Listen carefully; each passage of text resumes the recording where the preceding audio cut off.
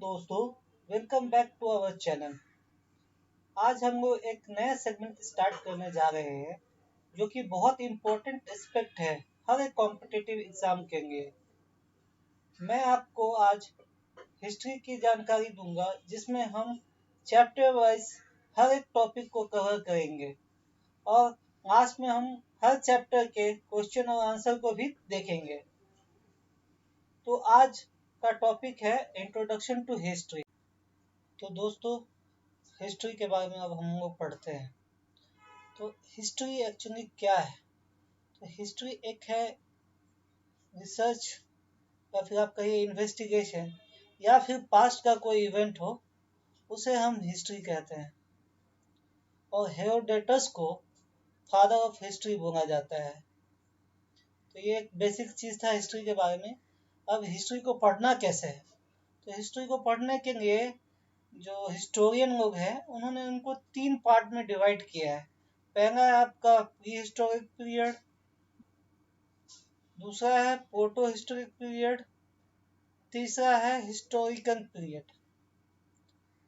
अब ये जो डिवीजन हुआ है, इस डिवीजन क्या बेसिस पे हुआ? ये जो तीन पार्ट में सेगमेंट में इन्होंने डिवाइड किया हिस्ट्री को, कुछ तो बेसिस होगा। तो इनका बेसिस क्या था वो मैं आपको बता रहा हूँ। तो पहला आप देखिए, जो प्री हिस्टोरिक पीरियड था उस समय में क्या होता था कि आपको पास में कुछ आदमी ऐसे, ह्यूमन ऐसे थे जैसे कि उन्हें ना लिखना आता था ना पढ़ना आता था, कुछ भी नहीं आता था, एकदम इनिशियल स्टेज के ह्यूमन थे। तो उस उस कालखंड में जो भी घटनाएं घटी है उसको बोलते हैं हम लोग प्री हिस्टोरिक पीरियड। ठीक है। उस समय में समझिए उसके प्री हिस्टोरिक पीरियड के एंड में हम लोग को कॉपर के बारे में जानकारी मिलना था। और सेकेंड पार्ट है प्रोटो हिस्टोरिक पीरियड। ये कौन सा पीरियड है दोस्तों? ये वो पीरियड है जिस पीरियड में हमें, मतलब हमारे जो पूर्वज थे उन लोग को, एंसेस्टर थे, उन लोग को लिखना तो आता था पर ऐसे लिखते थे जैसे उसको पढ़ा ना जा सके। अब उन लोग के टाइम में तो उन लोग पढ़ नहीं, पर जो जनरेशन हम लोग के आगे आई उन लोग आज तक इसको आइडेंटिफाई नहीं कर पाया कि क्या क्या सिंबल है या क्या इसका मीनिंग है, उसको डिकोड नहीं कर पाए। तो ये प्रोटो हिस्ट्री पीरियड था। इस समय में ब्रॉन्ज जो एज था, ब्रॉन्ज एज इसे इस पीरियड के अंडर में आता है। जैसे कि आप देख ही रहे हैं कि Indus valley civilization, bronze civilization, ये हड़प्पा, ये सब आपको इस प्रोटो हिस्टोरिक पीरियड में आता है। और तीसरा होता है हिस्टोरिक पीरियड। तो अब पढ़ते हैं हिस्टोरिक के तीनों पीरियड के बारे में। आपको मैं थोड़ा इंट्रोडक्शन दे देता हूँ।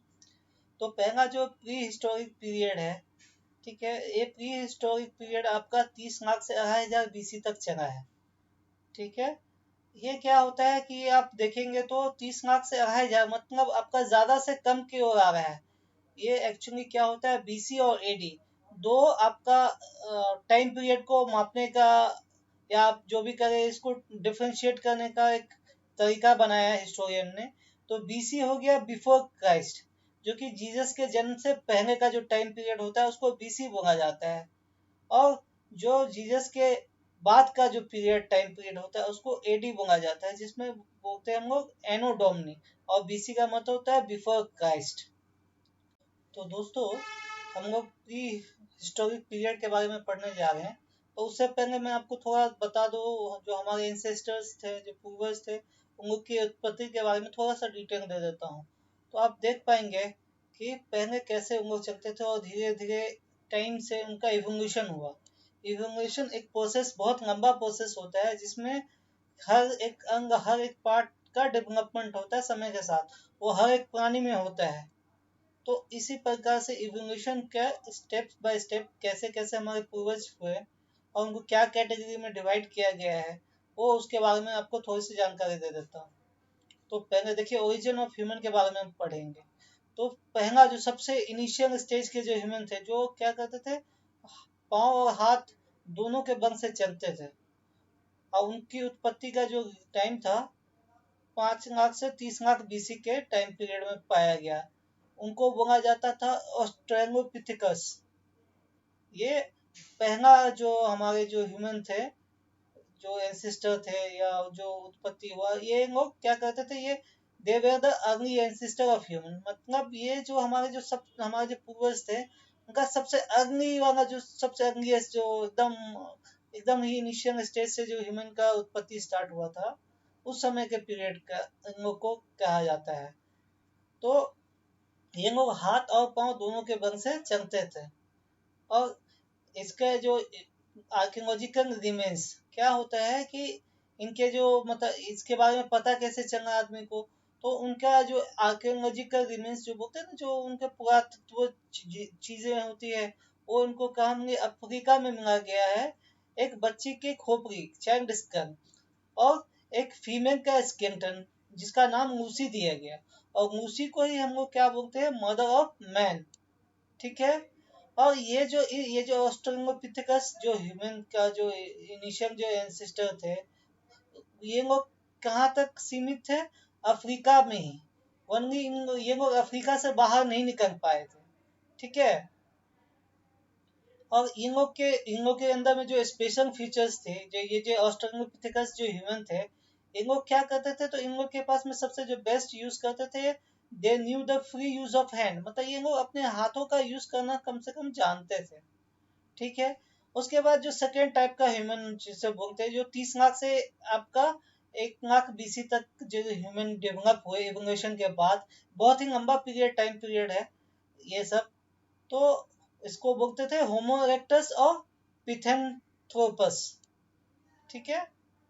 अब इनका क्या था, तो अर्लीस्ट बाइट ह्यूमन, मतलब क्या था, ये जो पहले वाले थे ये हाथ और पांव दोनों से चलते थे।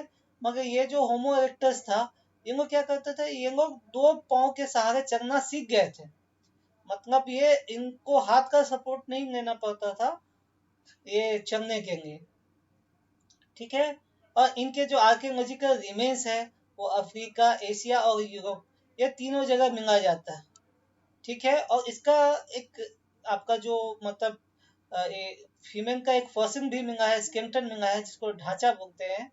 वो हथनोरा इंडिया में नर्मदा रिवर वैली में मध्य प्रदेश में मिला है। ठीक है। और ये ह्यूमन जो थे, जो दो पांव से चलते थे, ये लोग सिर्फ अफ्रीका तक सीमित नहीं थे। ये लोग अफ्रीका से आकर के एशिया और यूरोप में भी इसके रिमेन्स पाए गए। मतलब ये जो सेकेंड स्टेज के जो ह्यूमन थे, ये लोग जो इंसिस्टर थे, ये लोग अफ्रीका में भी गए, एशिया में भी गए, यूरोप में गए। और ये जो दो पांव से जो चलते थे, इन्होंने क्या किया था, इनका जो सबसे बड़ा जो अचीवमेंट था, ये लोग फायर के डिस्कवरी के बारे में जान चुके थे। ठीक है। तो ये आप दो हमने कवर कर लिया, एक स्ट्रोलोपिथेकस और ये है होमियो इरेक्टस। ये दो ह्यूमन के जो थे, इसके बारे में हमने पढ़ा। अब हम नेक्स्ट पढ़ेंगे जो है इनका थर्ड पार्ट, होमियोसेपियन। होमियोसेपियन जिसे निंदक। और जो दोस्तों थर्ड पार्ट है इनका, जो थर्ड सेगमेंट का जो ह्यूमन एंसेस्टर जो डेवलपमेंट हुए थे, उनको हम लोग बोलते थे होमोसेपियन नेदरथन। इनका जो टाइम पीरियड था, 1 लाख से 40,000 बीसी के टाइम पीरियड में इनका इवोल्यूशन हुआ था।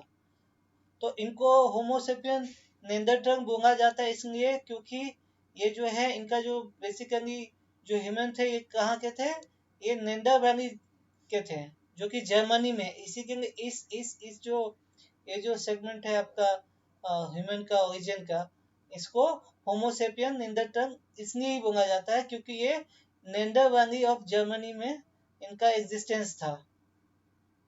ठीक है। और इनका आर्कियोलॉजिकल रिमेन्स, जो इनका जो पुरातत्व जिनिस जो जो भी थे, इसको जो मतलब कहाँ पे मिला गया है, जो आर्कियोलॉजिकल रिमेन्स जो मिला है, इन लोग को अफ्रीका, एशिया और यूरोप, ये तीनों जगह में मिला है। और ये लोग कहाँ जोग्राफिकल डिस्ट्रीब्यूशन मतलब आपका ये कहाँ कहाँ पे गए, तो ये अफ्रीका में गए, एशिया में गए, यूरोप में गए। और इनके जो अचीवमेंट में एक चीज होता है कि इन्होंने अपने पूर्वजों का अंति अंत्येष्टि कार्यक्रम स्टार्ट कर दिया, जिसे कहते हैं दफनाने की जो बरियल।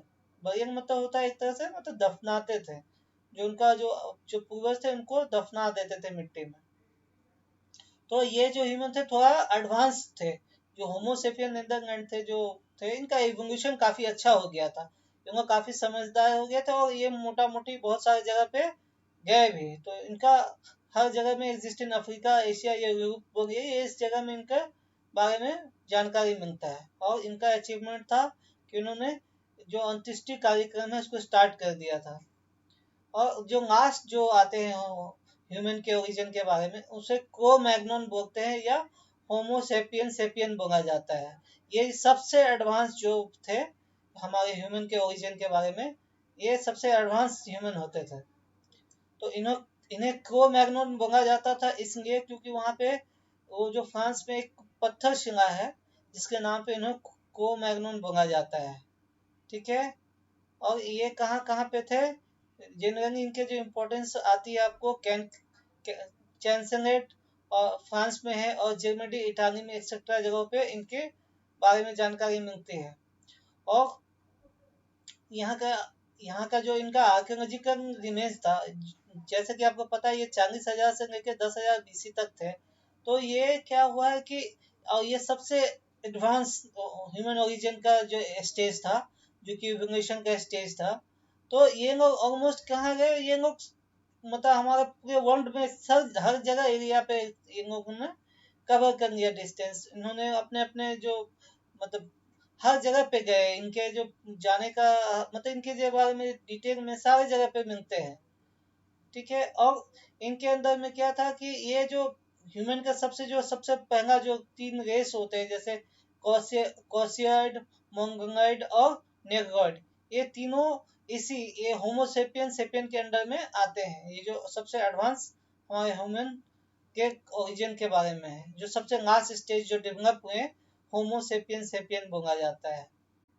तो दोस्तों अब हम लोग स्टार्ट करते हैं प्री हिस्टोरिक पीरियड, जिसको हम लोग क्या बोलते हैं, स्टोन एज भी बोला जाता है। ठीक है। अब ये प्री हिस्टोरिक पीरियड के बारे में थोड़ा सा आपको मैं जानकारी देता हूँ। The time of history in which human were not able of reading and writing. तो पहला जो प्री हिस्टोरिक पीरियड था, उस वहाँ के जो ह्यूमन थे वो कैसे थे, उन्हें ना लिखना आता था ना पढ़ना आता था। सेकंड क्या था, it is its information was founded only from archaeological evidence।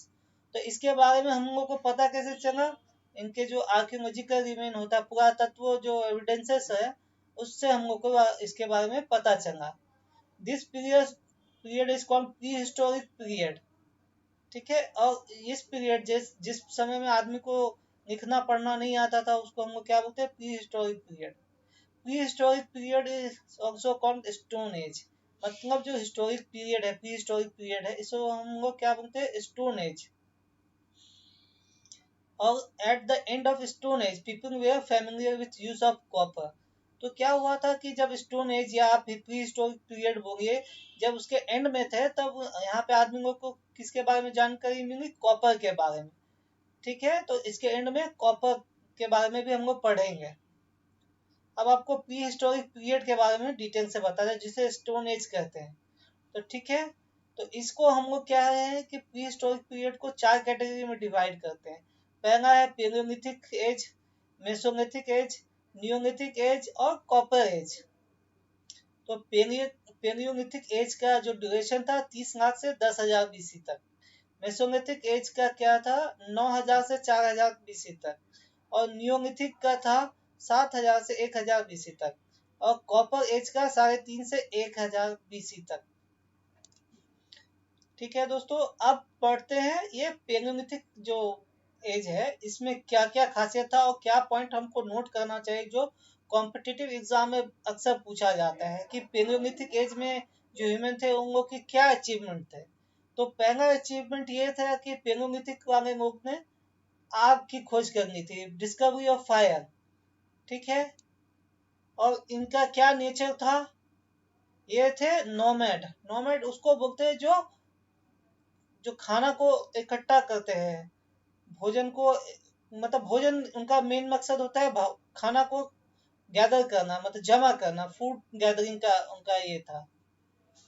और तीसरा क्या था कि वो लोग हंटर्स थे, उनका बेसिकली क्या चीज पर मतलब खाने का जो सोर्स था, वो हंटिंग करके ही अपना जीवन गुजारा करते थे। और इसमें किस तरह का टूल और वेपन्स वो यूज करते थे, तो ये हैंड एक्स यूज करते थे, clever, flat tools, flat tools. ये क्या होता था, जनरली बड़े बड़े पत्थरों को ये लोग तोड़ तोड़ करके पत्थर से पत्थर को नोकीला औजार बनाते थे। ठीक है, और एकदम उसको घस घस के धारदार बनाते थे, और उसमें ट्रैप कर कर करके या जानवर को शिकार कर करके वो बड़े बड़े पत्थर गिरा कर करके जानवरों को एक जगह पे अटका कर करके मारते थे। तो इस तरह से उन लोग अपना गुजारा करते थे।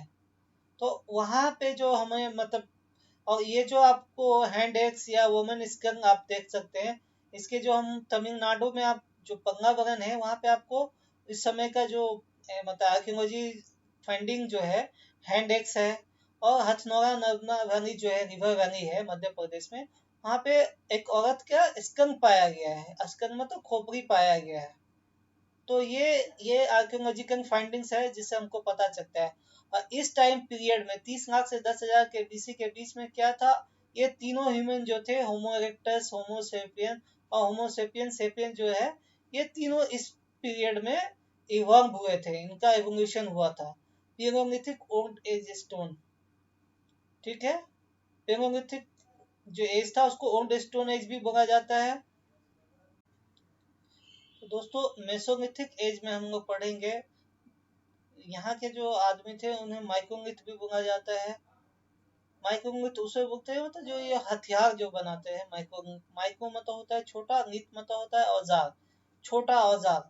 तो यहाँ के जो ह्यूमन थे, ये उन्होंने क्या किया, हड्डियों से और जानवर के सींग से और पत्थरों से छोटा छोटा शार्प जो होता है तेज हथियार बनाना स्टार्ट किया था। इन्होंने ही पहले जो आदमी का अंत्येष्टि कार्यक्रम बोलते हैं, जिसे दफनाना बोलते हैं, दफनाना का ह्यूमन को, अपने सिस्टर को, पूर्वजों को लोग दफना देते थे मरने के बाद में। और यही से जो इनिशियल एनिमल हस्बेंड्री स्टार्ट हुआ, मतलब यहाँ से पशुपालन का आरंभ हुआ था बहुत ही इनिशियल स्टेज में।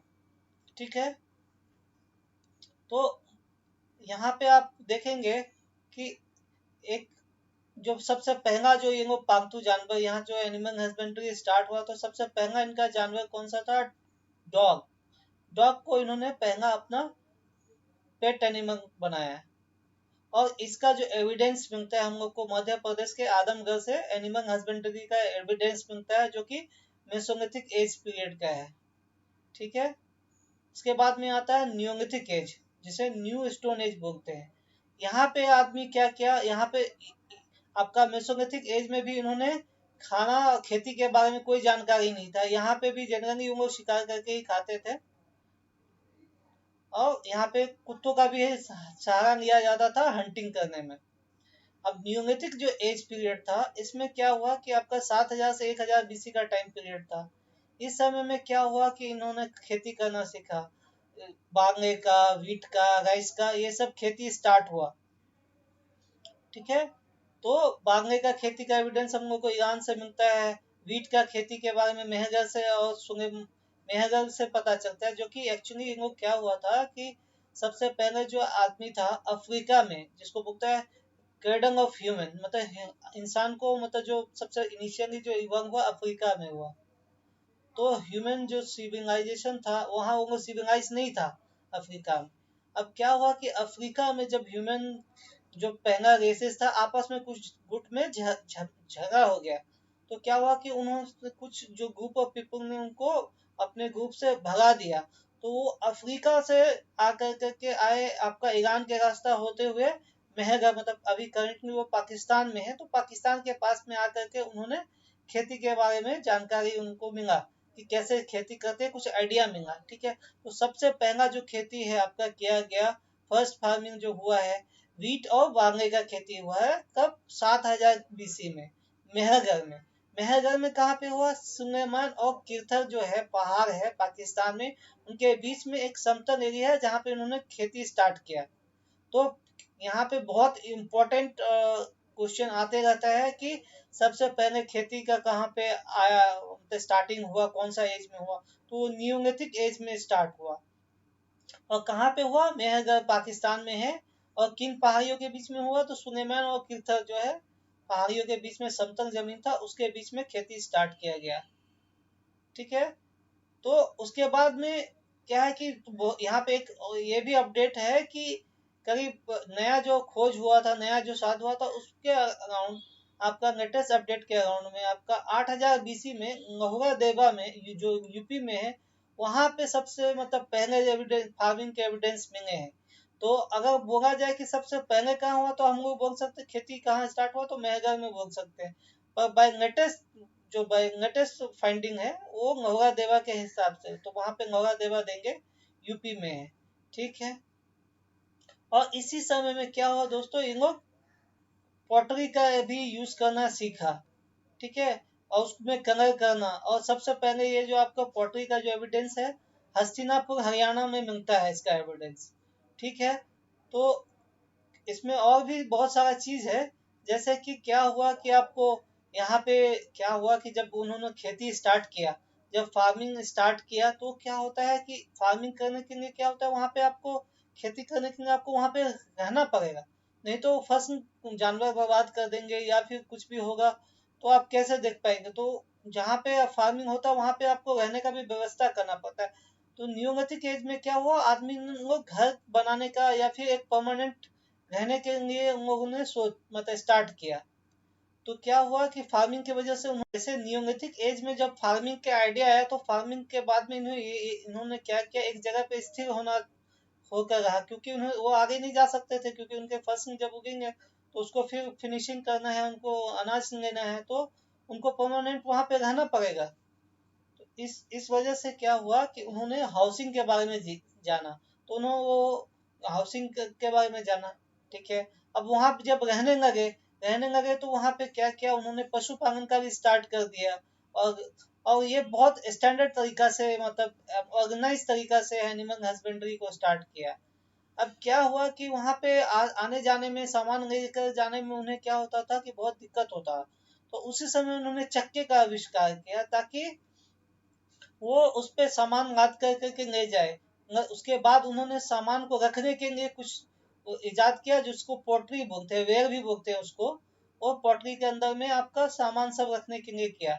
और यहाँ पे हथियार बनाए गए, जिसे मेगालिथ कहते हैं। मेगालिथ वो होता है जो बड़ा बड़ा औजार होता है, उसको बोलते हैं मेगालिथ। और यहाँ पे फिर कॉटन के बारे में भी इनको जानकारी मिला, सबसे पहले हम लोग को जानकारी न्यूलिथिक एज में ही मिलता है। ठीक है। और यहाँ पे पॉलिश इम्प्लीमेंट, जैसे कि मतलब औजार जो है कि एकदम उनको घस घस करके पूरा नुकीला और चमकदार बनाया जाता था, जिससे काफी तेज होता था। पहाड़ को, पत्थर को काट काट के उसमें पीस निकाल के उनको पॉलिश कर करके उन्हें बहुत शार्प बना दिया जाता था। तो ये सब सारी जानकारी आपको मैंने दे दी। और इसी के एंड में, नियोलिथिक एज के एंड स्टार्ट होते होते आपका उसके बीच में भी एक क्या होता है कि आपको कॉपर के बारे में जानकारी मिल जाता है। कॉपर के बारे में जानकारी मिलने के बाद में वहां के आदमी जो थे, उस कॉपर से, जैसे पहले यहाँ पे इस पत्थर के औजार बनाते थे। पर क्या था कि ये जब कॉपर के बारे में इनको पता चला, तो वो लोग क्या करते थे, चैंकोलिथ, जिसे कहते हैं weapons of copper plus stone. क्या किया इन्होंने, एक कॉपर को लंबा रॉड के जैसे उन्होंने पकड़ा, और उसके ऊपर में नोकीला जो शार्प एज वाला जो पत्थर होता था उसको बांध दिया। और वो हो गया आपका चिंकोलिथ। तो जिसमें क्या होता है कि कॉपर स्टोन मिला के जो औजार बनाए जाते हैं उसको चिंकोलिथ बोलते हैं।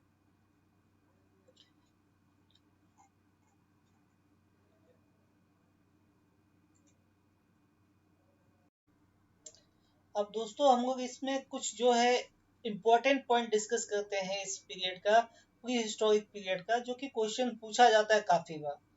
तो जैसे बोलते हैं क्रेडल ऑफ ह्यूमन काइंड किसे बोलते हैं, अफ्रीका को। Cradle of human kind Africa को इसलिए बोला जाता है क्योंकि सबसे पहला जो ह्यूमन, जो मतलब स्टार्ट हुआ, जो जो ह्यूमन का इवोल्यूशन हुआ, ये कहाँ पे हुआ, अफ्रीका में। सबसे पहला ह्यूमन अफ्रीका ही में मिला है। पर क्या हुआ कि जो अफ्रीका में जो ह्यूमन थे, ये वो सिविलाइज नहीं थे। इन लोगों को कुछ मतलब सिविलाइज नहीं थे, अनसिविलाइज थे। तो क्या हुआ, जब वो लोग एशिया में आए, तो एशिया में आके वो सब भी हुए, उन्हें रहना सीखा, उन्होंने जानवर को पालना सीखा, खेती करना सीखा। बहुत सारे चीज उन्होंने डेवलप किया। तो इसी के लिए वहां तो क्रेडल ऑफ ह्यूमन काइंड जब आपको पूछा जाएगा तो अफ्रीका, क्योंकि वहां पे सबसे पहले ह्यूमन, पर क्रेडल ऑफ ह्यूमन सिविलाइजेशन मतलब ह्यूमन का पालना जो ह्यूमन सिविलाइजेशन हुआ एक्चुअली एशिया को कहा जाता है, क्योंकि यहाँ एशिया में आकर के जो ह्यूमन था वो सिविलाइज्ड हुए। ठीक है। और ये वर्ल्ड म्यूजियम, ये क्वेश्चन भी पूछा जाता है कि वर्ल्ड म्यूजियम कहाँ पे है, तो ये कोपेनहेगन है, डेनमार्क में, डेनमार्क कंट्री है, वहां पे कोपेनहेगन में इनका वर्ल्ड म्यूजियम है। और इंडिया में national museum of human kind और म्यूजियम ऑफ मैन, ये कहाँ पे है, भोपाल में है, मध्य प्रदेश में। ये भी क्वेश्चन आता है कि नेशनल म्यूजियम कहाँ पे है, तो इसका आंसर होगा भोपाल, मध्य प्रदेश। और नेशनल म्यूजियम का अभी करंट नाम क्या हो गया है, तो इंदिरा गांधी राष्ट्रीय मानव संग्रहालय। ठीक है, IGRMS, इसका फुल फॉर्म भी आप याद रखिएगा, इंदिरा गांधी राष्ट्रीय मानव संग्रहालय, IGRMS। उसके बाद में ह्यूमन म्यूजियम किसके अंडर, कौन से मिनिस्ट्री के अंदर में आती है, ये बहुत बार क्वेश्चन पूछा जाता है बहुत सारे कॉम्पिटिटिव एग्जाम में। तो ह्यूमन म्यूजियम जो है या म्यूजियम जो है वो कल्चरल मिनिस्ट्री के अंडर में आती है। ये भी पूछा जाता है कि रॉबर्ट ब्रूस क्या थे, कौन थे, तो वो एक आर्कियोलॉजिस्ट और जियोलॉजिस्ट थे। और फादर ऑफ इंडियन आर्कियोलॉजिकल किसे कहा जाता है, तो अलेक्जेंडर कनिंघम को बोला जाता है फादर ऑफ आर्कियोलॉजिकल। ठीक है। अब क्या है कि हम लोग को जो भीमबेटका जो मध्य प्रदेश में, वहां पे क्या मिला, केव पेंटिंग, मतलब गुफाओं में जो पेंटिंग हुआ था, वहां पे हम लोग को सबसे पहले कहाँ पे मिलता है इसका एविडेंस, भीमबेटका में, मध्य प्रदेश में। और मेगालिथ साइट, अगर क्वेश्चन आता है काफी बार, नेम द मेगालिथ साइट, मतलब मेगालिथ साइट के बारे में आपको पूछा जाता है कौन सा मेगालिथ साइट है, तो दमदमा जो यूपी में है, ये है मेगालिथ साइट। ये भी क्वेश्चन पूछा जाता है कि एक साथ में 3 ह्यूमन का ग्राउंड पिट कहाँ पे मिला है। ग्राउंड पिट उसको बोलते हैं जहाँ पे मतलब एक गड्ढा कर करके रहने की जगह बनाया जाता है, उसको ग्राउंड पिट बोलते हैं, जो कि एक साथ दमदमा में देखने मिला था, जहाँ पे 3 ह्यूमन के जो है रिमेन्स मिले थे। और सबसे पहले जो आपका जो पशुपालन का एविडेंस जो है कहाँ पे मिलता है आपको, आदमगढ़ मध्य प्रदेश में, और बागौर जो है राजस्थान, वहां पे भी मिला है। तो ये दोनों जगह का नाम आपको याद रखना पड़ेगा कि एनिमल हस्बेंड्री का एविडेंस कहाँ से मिलता है। ठीक है।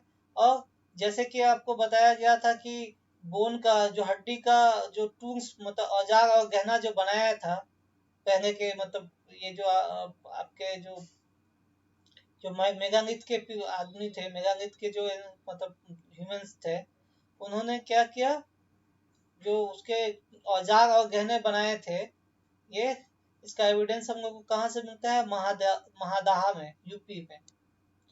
और evidence of existence of biocultural remains, ये कहाँ पे हमको मिलता है, नर्मदा वैली मध्य प्रदेश में। जो पुराने जो एविडेंस है बायोकल्चरल रिमेन्स जो होते हैं, उसका एविडेंस हम लोग को मिलता है नर्मदा वैली मध्य प्रदेश में। अच्छा, और तांबा, तांबा का जो हम लोग को औजार कहाँ से मिला है, नर्मदा टोली मध्य प्रदेश। ठीक है। और ड्यूरिंग कॉपर एज महाराष्ट्र बरी इन डायरेक्शन, ये भी अक्सर पूछा जाता है कि महाराष्ट्र के जो जो एरिया में जो मतलब महाराष्ट्रियन बरी का जो तरीका था, कौन सा तरीका था, मतलब कौन सा डायरेक्शन में करते थे, उनको बरी करते थे, मतलब उनको दफनाते थे, तो नॉर्थ टू साउथ। और ये भी पूछा जाता है कि हिस्ट्री इज साइंस, ये किसने बोला था, तो जेबी ब्यूरी ने कहा था हिस्ट्री इज साइंस। ठीक है। उसके बाद में the most number of human skeleton has been found in Ghaghariya rock center of India. तो ठीक है, जो मतलब जो मानव कंकाल सबसे ज्यादा कहाँ पे मिले हैं, घंघरिया में, rock center of India. Vindhyachal के जो रॉक सेंटर है उसमें पता चला, घंघरिया बोल करके है, घघरिया रॉक सेंटर, वहां पे मिला है। In neolithic age except Kashmir and Punjab pit dwelling houses were made of bamboo and clay, क्योंकि तो ये भी क्वेश्चन काफी बार पूछा जाता है कि जो बाकी उस समय न्यूलिथिक पीरियड में जो घर होते थे वो कैसे होते थे।